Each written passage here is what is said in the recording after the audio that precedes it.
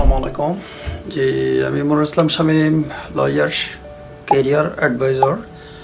কয়েকজন স্টুডেন্ট প্রশ্ন করেছেন যে আমরা কোন দেশে পড়তে গেলে আমাদের জন্য ভালো হয়, বেটার ফিল করবে।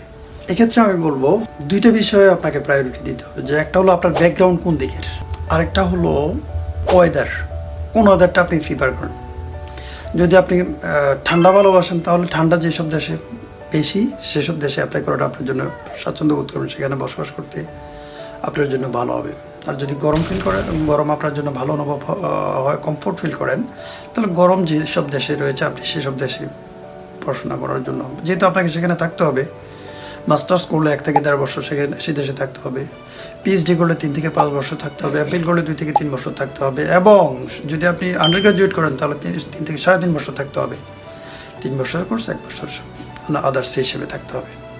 এটা ওয়েদারগত দিক। এরপরে আমরা আসবো আপনার ব্যাকগ্রাউন্ডের বলতে এডুকেশন ব্যাকগ্রাউন্ড। আপনি যদি মাদ্রাসা ব্যাকগ্রাউন্ড হন, আমি মনে করি মিডল ইস্টের অ্যারাবিক কান্ট্রিগুলোতে আপনার জন্য বেস্ট।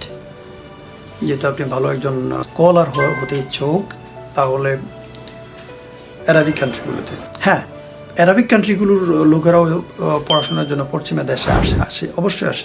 সেসব দেশের ইউনিভার্সিটির অধ্যাপকদের অধিকাংশই পশ্চিমা দেশে পড়াশোনা করে যাওয়া, এটা সত্য। কিন্তু পশ্চিমা দেশের উচ্চশিক্ষিত লোকেরা একসময় ওই আরব দেশগুলোতে পড়াশোনা অর্জন করে এসে এই পশ্চিমা দেশগুলোতে সমৃদ্ধ করেছে ওই দেশগুলোকে।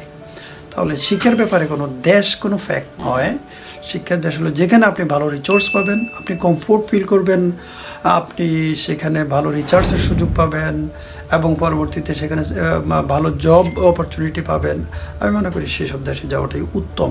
তবে আরেকটা বিষয় মাথায় রাখতে হবে, যেসব দেশে স্কলারশিপের ব্যবস্থা বেশি রয়েছে, ফুলব্রাইট স্কলারশিপ পাওয়ার সম্ভাবনা বেশি রয়েছে, অবশ্যই আপনাকে প্রথম সেখানে ট্রাই করতে হবে। যদি সেই দেশের লাইফস্টাইলটা ভালো হয় তাহলেই হলো।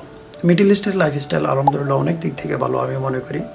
প্রথম চয়েসে সেখানে রাখতে বলেছি এজন্য সেখানে একজন মুসলিম থাকার অসংখ্য সুযোগ রয়েছে।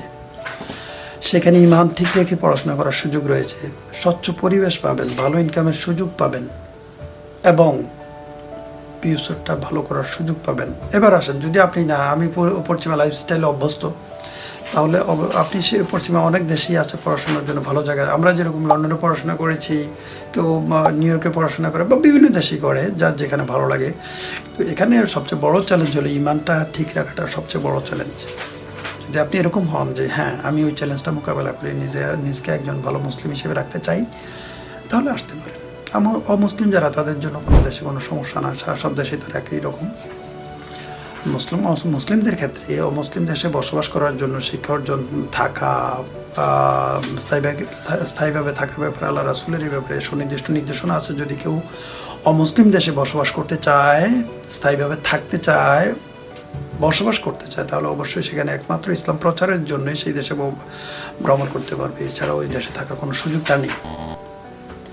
তাহলে আপনি দেখেন, এখানে অসংখ্য চ্যালেঞ্জ মোকাবেলা করতে হবে। হ্যাঁ, আপনি ভালো একটা লাইফস্টাইল পাবেন, কিন্তু প্রতিটা মুহূর্ত আপনার মনে একটাই দিবে যে আমরা এই পরিবেশের সাথে কিভাবে খাপ খাইয়ে নেব। আপনার ফিউচার, আপনার পরবর্তী বংশধররা না জানি সেখানে অমুসলিম হয়ে যায় কিনা, একটা ভয় আমাদের থেকে যায়। আল্লাহ আমাদেরকে হেফাজত করুন। আসসালামু আলাইকুম।